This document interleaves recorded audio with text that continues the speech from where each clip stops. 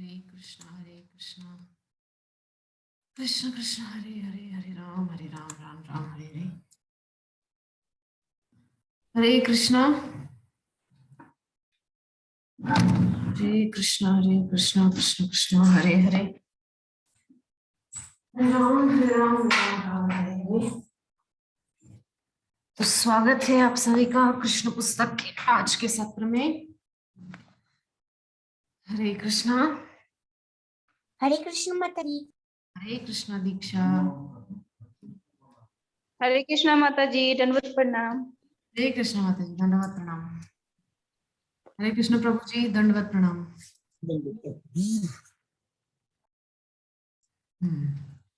तो कल के सत्र में हम चर्चा कर रहे थे कि जो कृष्ण है जब वो गौएं चराने के लिए जाते हैं तो गोपियां निरंतर उनके ही विषय में चिंतन करती रहती हैं। तो गोपियां घरों में बैठे बैठे चर्चा कर रही कि कृष्ण क्या क्या लीलाएं क्या क्या क्रियाकलाप कर रहे हैं। तो आज हम चर्चा करेंगे कि एक अन्य गोपी माता यशोदा से बोली कि हे माता, जब आपका लाडला घर लौटता है तो वह कुंद कलियों की माला पहन लेता है और अपने मित्रों को प्रसन्न करने के लिए बांसुरी बजाता है। कृष्ण क्या करते हैं जब वो वन से लौट कर आते हैं तो बहुत सुंदर सुंदर कलियों की फूलों की मालाएं पहने हुए होते हैं और अपने मित्रों को प्रसन्न करने के लिए कृष्ण जो है वहां पर वेणु अपनी बांसुरी को बजाते हैं। दक्षिण से बहने वाली बयार सुगंधित एवं शीतल होने के कारण वायुमंडल को प्रमुदित करती है। इस प्रकार से यहाँ पर जो है उस समय जो भगवान लीलाएं कर रहे थे उस समय के जो वातावरण वगैरह उस सब का यहाँ पर वर्णन किया है। और गंधर्व तथा सिद्ध जैसे छोटे देवता इस वायुमंडल का लाभ उठाते हैं तथा अपनी दुंदुभी तथा बिगुल बजाकर कृष्ण की स्तुति करते हैं। तो भगवान जब लीलाएं इस प्रकार से पृथ्वी मंडल पे कर रहे थे, भूमंडल पे कर रहे थे, तो सारे देवी देवता यक्ष किन्नर गंधर्व चारण जो भी जो छोटे मोटे सारे देवता हैं, वो सभी क्या करते हैं, अपने अपने वाद्य यंत्रों को बजाते हैं, दुंदुभियां बजाते हैं, बांसुरी बजाते हैं, कोई बिगुल बजा रहे हैं, इस प्रकार से। तो कृष्ण वृंदावन वासियों तथा ब्रज भूमि के प्रति अत्यंत सदय हैं और जब वे अपनी गौओं तथा मित्रों समेत लौटकर आते हैं तो वे गोवर्धन धारी के रूप में स्मरण किए जाते हैं। इस अवसर का लाभ उठाकर ब्रह्मा तथा शिव जैसे बड़े बड़े देवता नीचे उतरकर संध्या की प्रार्थना करते हैं। तो सब पूरा समझे हम इस बात को। तो यहाँ पर कृष्ण जब लीलाएं कर रहे थे तो उस सब के विषय में यहाँ पर सुखदेव गोस्वामी चर्चा कर रहे हैं और ग्वालों के साथ मिलकर कृष्ण के गुणों का इस प्रकार गान करते हैं। कृष्ण देवकी के गर्भ रूपी समुद्र से उत्पन्न चंद्रमा के तुल्य क्या स्तुति करते हैं। शिव ब्रह्मा जैसे मुख्य देवता, ब्रह्मा क्या है और शिव क्या है, देवताओं के प्रमुख हैं। देवों के देव महादेव शिव जी को कहा जाता है, वो सर्वोच्च देव हैं। तब वो क्या स्तुति करते हैं कि कृष्ण देवकी के गर्भ रूपी समुद्र से उत्पन्न चंद्रमा के तुल्य हैं। तो जब समुद्र मंथन हुआ था तो समुद्र मंथन में से ही चंद्रमा उत्पन्न हुए थे। उसी प्रकार से यहाँ कृष्ण को चंद्रमा की उपमा दी जा रही है और देवकी माता के गर्भ को समुद्र की उपमा दी जा रही है कि उस समुद्र से, क्षीर सागर से तो ये चंद्रमा जो 15 दिन चमकता है, 15 दिन बिल्कुल अस्त हो जाता है। लेकिन ये जो चंद्रमा उदित हुआ है देवकी माता के गर्भ रूपी समुद्र से, ये सदैव भक्तों के मन रूपी आकाश में चमकता रहता है, कभी अस्त नहीं होता है। जब वे सायंकाल लौटते हैं तो वे थके से प्रतीत होते हैं, किंतु फिर भी वे अपनी शुभ उपस्थिति से वृंदावन वासियों को प्रमुदित करने का प्रयत्न करते हैं। तो कृष्ण की उपस्थिति मात्र से ही ब्रजवासियों के मन में सब समय उल्लास भरा रहता था। कृष्ण वन में गौ चराने जाते थे तो उनके प्रतीक्षा में दिन भर ब्रजवासियों की आंखें बिछी रहती थी। ये अवस्था थी ब्रजवासियों की। जब वे फूलों की माला पहने लौटते हैं तो उनका मुख स्वर्ण कुंडलों से सजा हुआ होने के कारण सुंदर लगता है। वे हाथी जैसी चाल से वृंदावन में विचरण करते हुए अपने घर में मंद गति से प्रविष्ट होते हैं। उनके आते ही वृंदावन के सारे पुरुष, स्त्रियां तथा गौएं तुरंत ही दिन की प्रखर गर्मी को भूल जाते हैं। कृष्ण क्या है? अभी हमने कृष्ण को क्या उपमा दी? कृष्ण चंद्रमा के समान है। कृष्ण शीतलता प्रदान करते हैं। तो दिन भर की जो जलन, कृष्ण विरह जो सहन करते थे सारे ब्रजवासी, जैसे ही कृष्ण गौचारण करके लौटते हैं तो उन लोगों को जो है कृष्ण को देख करके, कृष्ण का दर्शन प्राप्त करके शीतलता प्राप्त होती है। ऐसा कृष्ण का सौम्य स्वरूप है। कृष्ण की दिव्य लीलाओं तथा कार्यकलापों का यह वर्णन गोपियों द्वारा वृंदावन से उनकी अनुपस्थिति में किया जाता था। इससे हमें पता चलता है कि कृष्ण कितने आकर्षक हैं, न केवल मनुष्यों बल्कि सभी जड़ चेतन वस्तुओं के लिए। तो इस पूरे अध्याय में हमने यही चर्चा की कि केवल गोपियां नहीं, जो जड़ हैं, यानी कि वृक्ष वल्लरियां, पत्थर, गोवर्धन, वो भी जो है कृष्ण के प्रति इतने आकर्षित रहते हैं सब समय, क्योंकि कृष्ण इतने आकर्षक हैं, सर्वाकर्षक। कर्षति इति कृष्ण, उनका नाम ही है।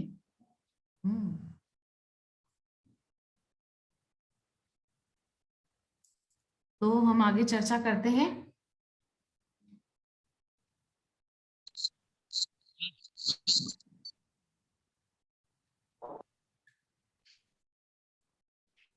वृंदावन में हर व्यक्ति तथा हर वस्तु कृष्ण द्वारा आकर्षित होती है, जिसमें वृक्ष, पौधे, जल और हिरण तथा गौओं जैसे पशु भी सम्मिलित हैं। सब कोई कृष्ण से आकर्षित है वृंदावन में, बहुत प्रिय है सबके कृष्ण। ऐसी कोई वस्तु, ऐसा कोई व्यक्ति, जड़ चेतन, ऐसा कुछ नहीं है वृंदावन में जो कृष्ण से आकर्षित ना हो। कृष्ण के आकर्षण का यही पूर्ण विवरण है। जो लोग कृष्ण भावनामृत में तल्लीन रहने का प्रयास करते हैं, उनके लिए गोपियों का उदाहरण अत्यंत शिक्षाप्रद है। पिछले 2-3 दिन से हम लगातार इसी बात पर चर्चा कर रहे हैं कि श्रीमद् महाप्रभु ने ये जो संकीर्तन आंदोलन दिया है, इसमें हमको उन्होंने किसका जो है अनुसरण करने के लिए कहा है? गोपियों का। जिस प्रकार से गोपियां सब समय कृष्ण विरह में, तब हरे कृष्ण हरे हरे हरे कृष्ण माता जी। हरे राम राम राम हरे हरे। नेटवर्क बहुत ही वीक है, इस वजह से बार बार डिस्कनेक्ट हो जा रहा है। जी माता जी। वही प्रॉब्लम है, डिस्कनेक्ट हो जा रहा है। ठीक है, हम फिर से शुरू करते हैं। तो हम चर्चा कर रहे थे कि हमको भी गोपियों के समान अपनी स्थिति बनानी है, और यही शिक्षा हमको श्रीमद् महाप्रभु दिए हैं। कि किस प्रकार से गोपियां सब समय कृष्ण के प्रति आकर्षित रहती हैं और कृष्ण चिंतन में ही सब समय व्यस्त रहती हैं। पिछले इस अध्याय को जब से शुरू किया है, तब से मैं एक बात बार बार दोहरा रही हूं कि महाप्रभु ने हमको कहा है कि हमको भी इसी प्रकार से कृष्ण विरह का अनुभव करना चाहिए। इसका तात्पर्य क्या है? इसका तात्पर्य यह है कि हम सब जीव कृष्ण से अनगिनत दूरी पर हैं, हम उसका अनुमान भी नहीं लगा सकते हम कृष्ण से कितना दूरी पर हैं, लेकिन फिर भी हमको कृष्ण का वो विरह अनुभव नहीं होता। और गोपियां निरंतर कृष्ण की सन्निधि में थी, वहां पर ब्रजमंडल में ही वे निवास करती थी, कृष्ण उनके आसपास आमने सामने ही रहते थे सब समय, फिर भी उनको निरंतर कृष्ण विरह का अनुभव होता था, जिसके कारण वे सदैव कृष्ण प्रेम में निमग्न रहती थी। तो हमको भी अपनी स्थिति ऐसी ही बनानी है। हमको कृष्ण का विरह अनुभव नहीं होता जबकि हम कृष्ण से इतना दूर हैं। हमको भी कृष्ण का विरह अनुभव होना चाहिए कि हमको कृष्ण से बिछड़े युग युगांतर बीत गए हैं। तो आगे हम, नेटवर्क बहुत ही खराब है तो आगे हम देखते हैं, कोई भी व्यक्ति कृष्ण की दिव्य लीलाओं के स्मरण मात्र से उनका सानिध्य प्राप्त कर सकता है। जैसा कि आज प्रभु जी कक्षा में बोल रहे थे, एक प्रश्न उन्होंने पूछा था आप सबसे कि हम कृष्ण का दर्शन किए हैं कि नहीं। तो नंद किशोरी माता जी, गीता माता जी, हमारे प्राण मोहन प्रभु जी, प्रमोद प्रभु जी, सबने यही कहा था कि ये जो रोज आपके मुख से कथा सुन रहे हैं, इसका मतलब हम रोज कृष्ण का दर्शन ही कर रहे हैं। तो यहाँ पर भी वही बात लिखी हुई है कि कोई भी व्यक्ति यदि कृष्ण की दिव्य लीलाओं का स्मरण करता है तो क्या कर सकता है, भगवान का सानिध्य प्राप्त कर सकता है। तो हम क्या कर रहे हैं, दिन भर भगवान की लीलाओं को अपने कर्ण रंध्रों से अंदर उतार रहे हैं। तो उससे हमको क्या पता चल रहा है कि कृष्ण ऐसे हैं, कृष्ण वैसे हैं, कृष्ण ने ये किया, कृष्ण ने वो किया। और पहले भी इस बारे में बोला जा चुका है कि जब तक हम किसी को जानेंगे नहीं, उससे हमारा प्रेम, उससे हमारा संबंध स्थापित कैसे होगा।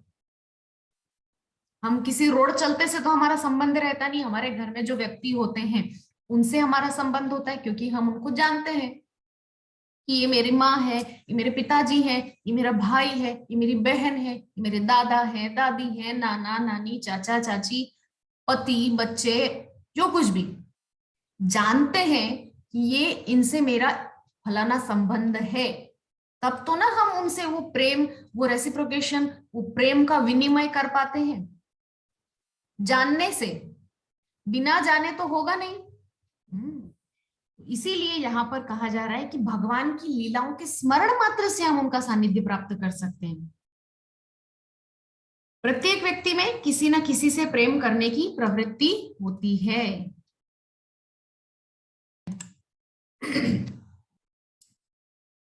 प्रत्येक व्यक्ति में किसी न किसी से प्रेम करने की प्रवृत्ति होती है। इसका अर्थ यह है कि मनुष्य का जो स्वभाव है वो है प्रेम करना। क्यों है? क्योंकि हम कृष्ण का अंश हैं, ठीक है। और कृष्ण का अंश होने के नाते ये हमारा स्वाभाविक स्वरूप है कि हम प्रेम करें, क्योंकि कृष्ण का अंश है हम। भगवान ने भगवत गीता में क्या कहा है कि ममई वांशो जीवलोके जीवभूत सनातना, कि प्रत्येक जीव मेरा अंश है। हाँ, तो प्रत्येक जीव मेरा अंश है, तो इसीलिए जो है जैसा भगवान का स्वभाव है उसका कुछ अंश हमारे भीतर भी तो आएगा ना। इसी प्रकार से हमारी भी प्रवृत्ति है प्रेम करने की, हम भी प्रेम करते हैं भगवान से। तो कृष्ण भावनामृत का केंद्र बिंदु ही कृष्ण को प्रेम का लक्ष्य बनाना है। आप लोग रोज भागवत कथा सुनते हैं, कृष्ण कथा सुनते हैं, इस सब का लक्ष्य क्या है?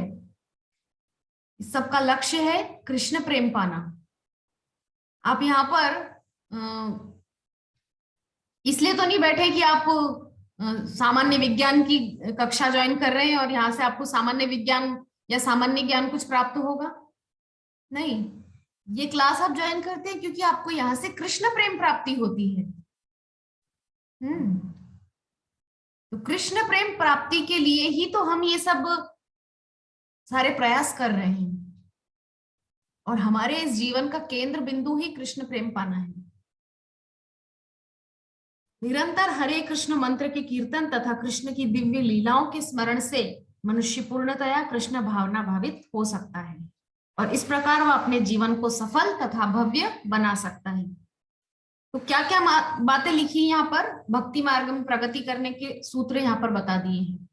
कौन सा है? पहला, निरंतर हरे कृष्ण महामंत्र का कीर्तन। उसके पश्चात भगवान की दिव्य लीलाओं का स्मरण, अर्थात उनकी कथा को सुनना, कथाओं का अध्ययन करना, कथा सुनना, कथा सुनाना।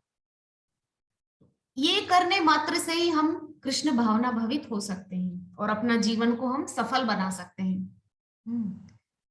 तो इसी के साथ आज का ये अध्याय समाप्त होता है, मतलब ये अध्याय समाप्त होता है, क्लास समाप्त नहीं होता है।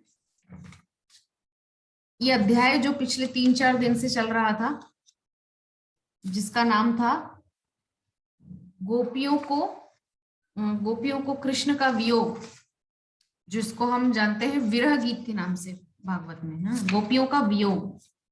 अब जो अध्याय शुरू हो रहा है उसका नाम है श्री कृष्ण को लाने के लिए कंस का अक्रूर को भेजना। हम सभी जानते हैं भगवान लगभग सारी लीलाएं ब्रज में पूरी कर चुके हैं। गोवर्धन उठाना, रास भी हो चुका है इस प्रकार से। तब आगे कह रहे हैं कि वृंदावन सदैव कृष्ण के चिंतन में मग्न रहता था, सभी उनकी लीलाओं का स्मरण करते थे और सदैव दिव्य आनंद के सागर में डूबे रहते थे। मतलब पूरे ब्रज के वासी नवदा भक्ति के एक एक मतलब अंग में डूबे हुए थे।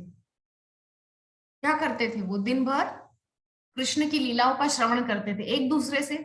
अरे जानते हो आज कृष्ण ने ये किया, पता है कृष्ण ने आज वो किया, इस प्रकार से श्रवण करते थे। कीर्तन, नित्य कृष्ण की कीर्ति का बखान करते थे, आपस में कृष्ण लीलाओं का जो है आदान प्रदान करते थे। श्रवण, कीर्तन, स्मरण, नित्य एकांत में भी कभी कोई ब्रजवासी रहे तो कृष्ण की ही लीलाओं का स्मरण करता था। तो आगे कह रहे हैं कि किंतु यह भौतिक जगत इतना दूषित है कि असुर वृंदावन में भी वहां की शांति भंग करने का प्रयास करते रहते थे। हम सभी जानते हैं जब तक कृष्ण वृंदावन में थे कितने असुर आए। 6 दिन के कृष्ण है तब से ही लाइन लगना शुरू हो गई थी।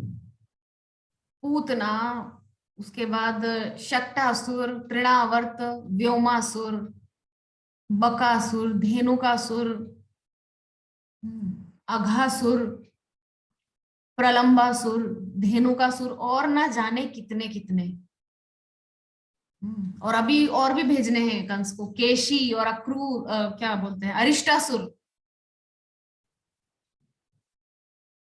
तो एक बार अरिष्टासुर नामक एक असुर ने सांड के रूप में वृंदावन में प्रवेश किया। उनका शरीर और सींग अत्यंत विशाल थे।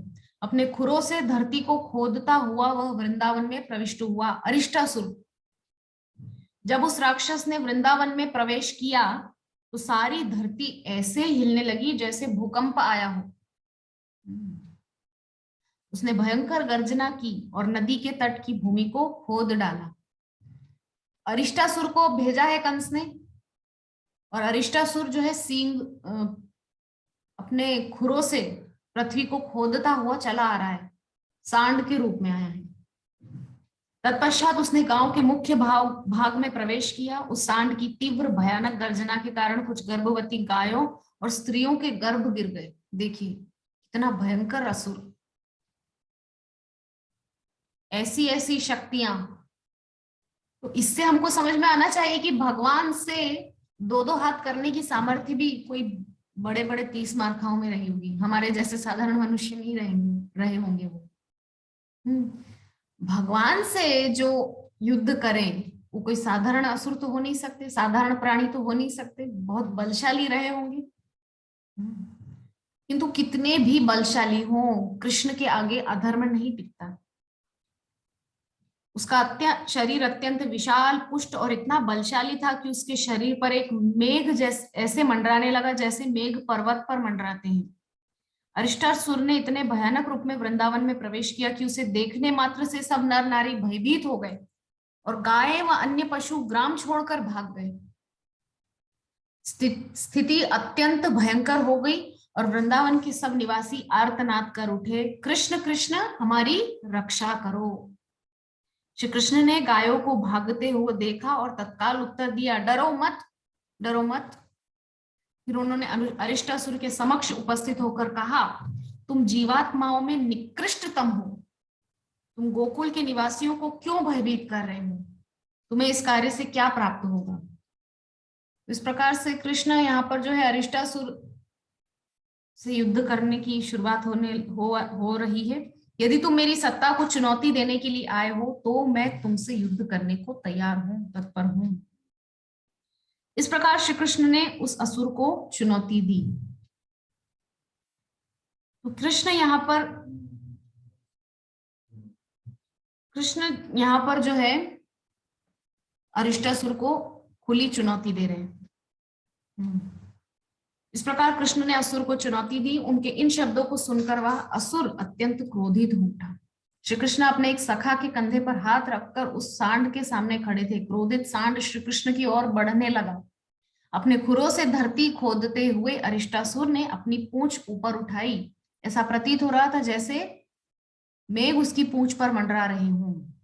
उसके नेत्र लाल थे और क्रोध में इधर उधर घूम रहे थे। अपने सींगों को श्री कृष्ण की ओर करके उसने इंद्र के वज्र की भांति उन पर आक्रमण कर दिया।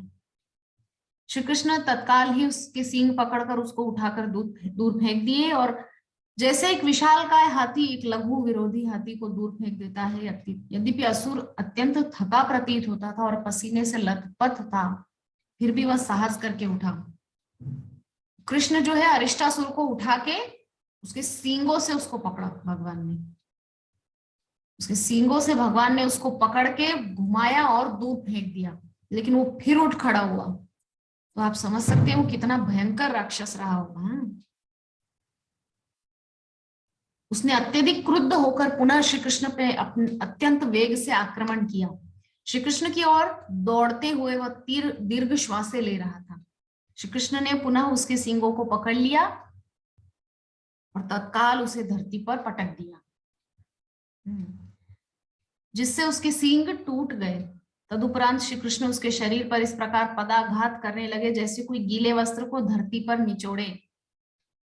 तो पूरा यहाँ पर कृष्ण जो है अरिष्टासुर से किस प्रकार उनका युद्ध हुआ, अरिष्टासुर का वध किस प्रकार भगवान की उस लीला का यहाँ पर वर्णन है। और इस प्रकार से अरिष्टासुर की जीवन लीला को भगवान ने समाप्त कर दिया।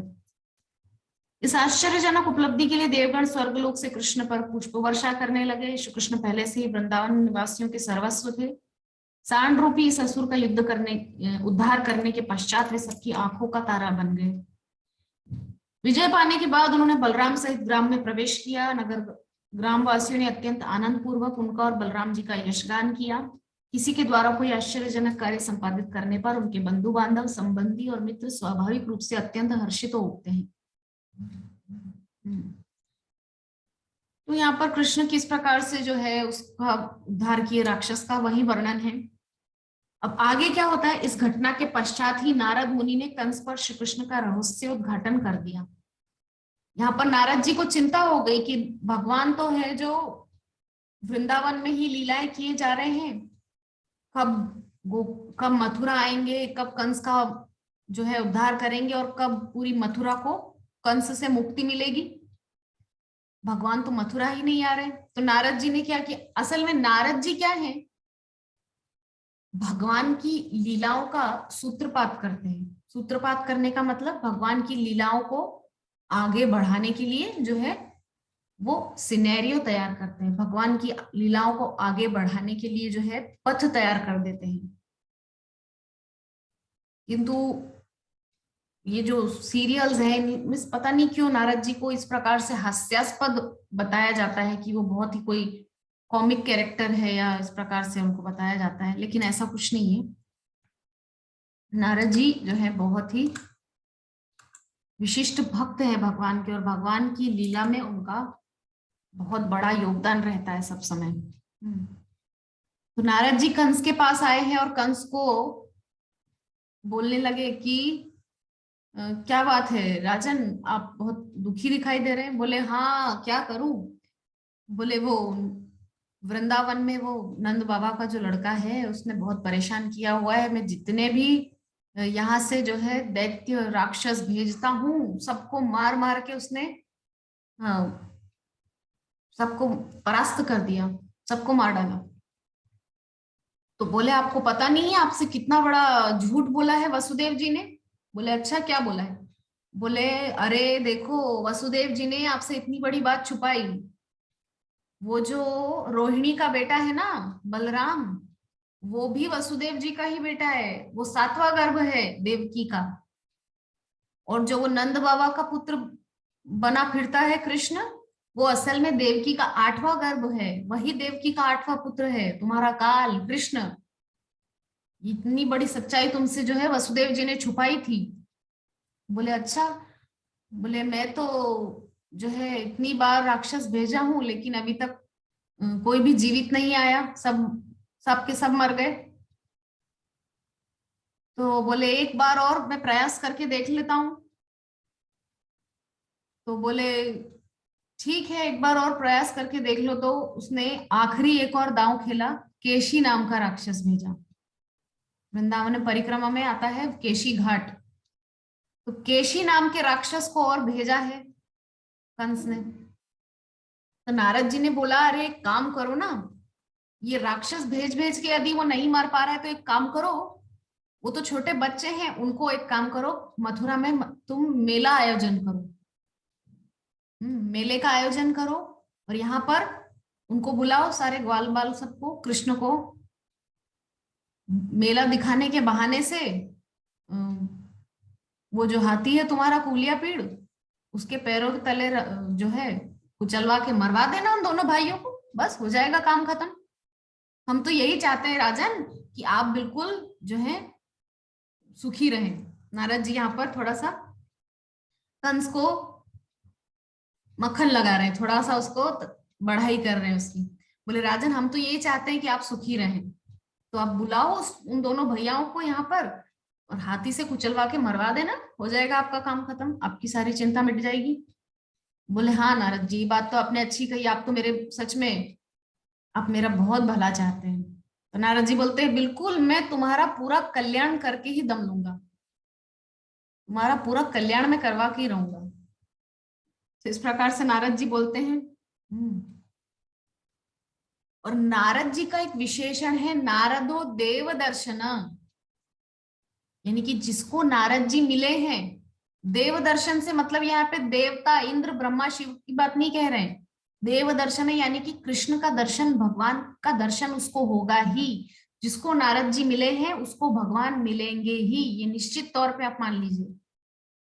कितने ही उदाहरण हमारे शास्त्र भरे पड़े हैं, नारद जी जिन जिनको मिले हैं उनको भगवान मिले ही हैं। प्रहलाद जी महाराज, ध्रुव जी महाराज, वेदव्यास को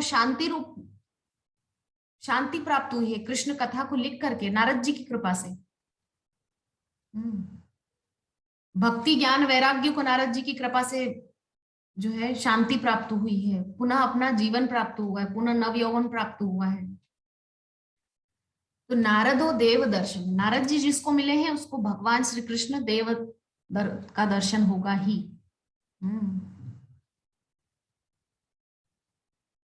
तो इसका अर्थ है कि देवगण तथा उनके स्तर के व्यक्ति ही नारद मुनि का दर्शन कर सकते हैं, किंतु नारद मुनि कंस के पास गए जिसे देवताओं के स्तर का ना होते हुए भी नारद मुनि ने दर्शन दिए। तो इस प्रकार से नारद जी जिन पे कृपा करते हैं उनको दर्शन देते ही हैं, या जिन भक्तों पर उनको दया आती है और वो चाहते हैं कि इनका भी उद्धार हो जाए। नारद जी क्या है, संत हैं, और संत हृदय नवनीत समान, संत का हृदय नवनीत के समान होता है। निस्संदेह कंस ने तो कृष्ण के भी दर्शन किए, फिर नारद मुनि का कहना ही क्या। साधारणतः भगवान एवं उनके भक्तों का दर्शन करने के लिए शुद्ध दृष्टि होनी आवश्यक है, अन्यथा वास्तविक लाभ नहीं मिल पाता। सीधी सी बात है, उस समय कितने बड़े बड़े दैत्य राक्षस दुष्ट प्रकृति के लोग थे। कंस, जरासंध, शिशुपाल, दंतवक्त्र, बाणासुर, दुर्योधन, धृतराष्ट्र, ये सब कितने दुष्ट प्रकृति के लोग थे। इन सब ने कृष्ण को कितनी ही बार देखा था अपने जीवन में, लेकिन फिर भी जानते नहीं थे कि कृष्ण क्या है। तो केवल देख लेने से तो कुछ नहीं होता, जब तक कृष्ण को जानेंगे नहीं। मान लीजिए आप जानते नहीं है कि जो है क्या बोलते हैं प्रधानमंत्री कौन है, तो नरेंद्र मोदी जी मान लीजिए आपके निकट से निकल भी जाएंगे तो आपको फर्क नहीं पड़ेगा, क्योंकि आप तो जानते नहीं कि प्रधानमंत्री हैं। आप सोचेंगे कि ये तो कोई साधारण व्यक्ति है, दाढ़ी वाला बाबा जी निकल गया पास में से।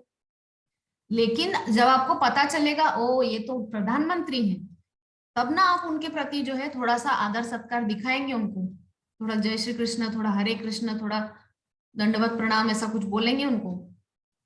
जानेंगे तभी तो ना कि वो कौन है, महिमा जानेंगे तभी तो ना। इसी प्रकार से कंस, दुर्योधन, शिशुपाल, जरासंध, इन सबके सामने कृष्ण उपस्थित थे उस समय। दुर्योधन, शिशुपाल, शकुनी, इन सबके सामने कृष्ण वहां उपस्थित थे उस समय में, लेकिन कृष्ण की महिमा न जानने के कारण वो लोग कृष्ण को समझ नहीं पाए। कृष्ण को वो अपने ही जैसा हाथ दो पैर, आंख नाक कान वाला साधारण मनुष्य समझते रह गए, गफलत में रह गए। और गफलत में नहीं रहना चाहिए, स्पष्टवादी होना चाहिए, गफलत में नहीं रहना चाहिए। उन लोगों को पता ही नहीं चला कि ये भगवान है, और भगवान से ही बैर करके जो है, तो इस प्रकार से हम समझ गए कि यहाँ पर जो तथ्य मिल रहा है हमको समझने के लिए वो यही है कि कृष्ण को जानना आवश्यक है। और ये जो हम रोज करते हैं, भागवतम सुनना, कृष्ण कथा सुनना, ये क्यों है? कृष्ण को जानने के लिए। तो अब कभी कृष्ण यदि प्रसन्न होकर हमारे सामने आ भी जाए तो हम समझ जाएंगे, ओ हमने भागवतम में सुना था, कृष्ण कथा में सुना था, कृष्ण ऐसे हैं। कल क्या चर्चा हुई थी? वज्रांकुश ध्वज सरोरुह लांछनाढ्यम, भगवान के चरण कैसे हैं, उनमें ये 4-5 चिन्ह होते हैं, बहुत सारे चिन्ह होते हैं।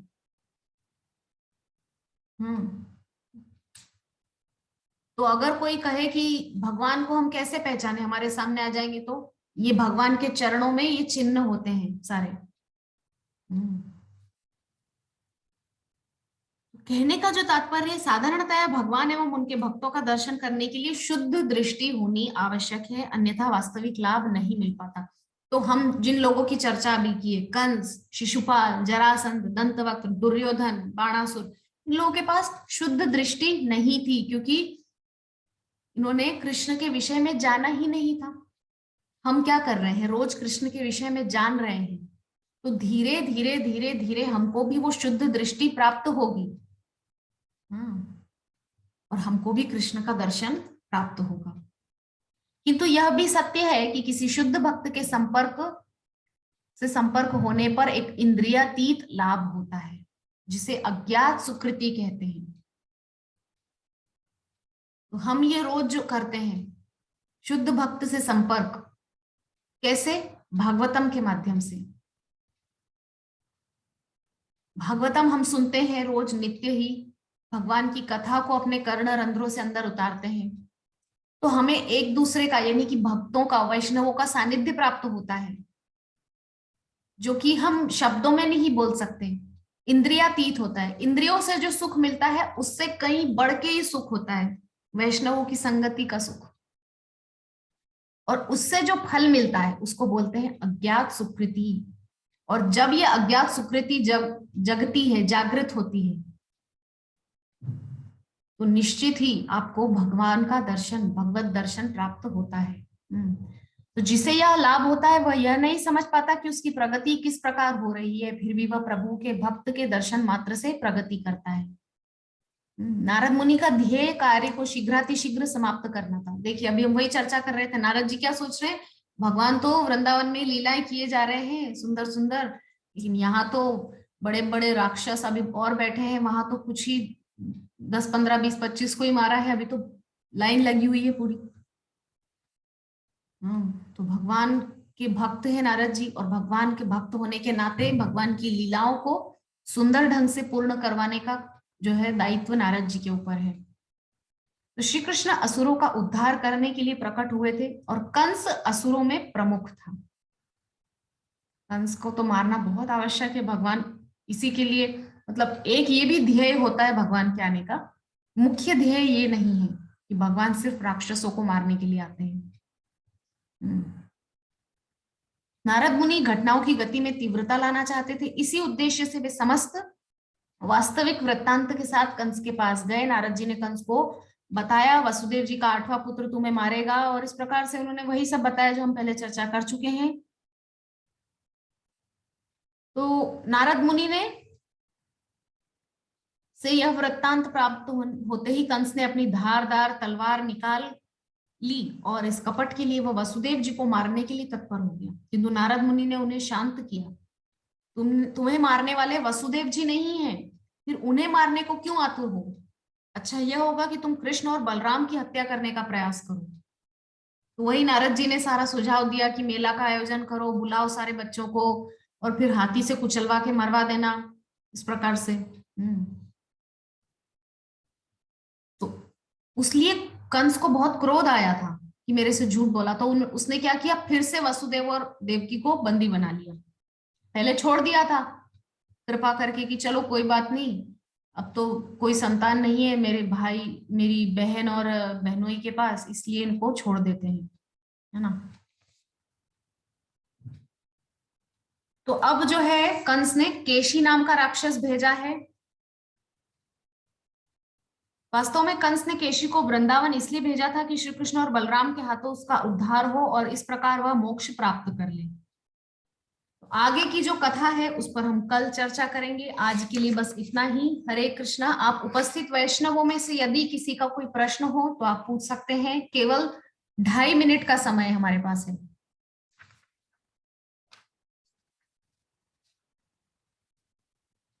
हरे कृष्णा। यदि कोई प्रश्न है तो पूछ सकते हैं, अन्यथा हम आज की कथा को यहीं विश्राम देंगे। नंद किशोरी माता जी, आपका कोई प्रश्न है?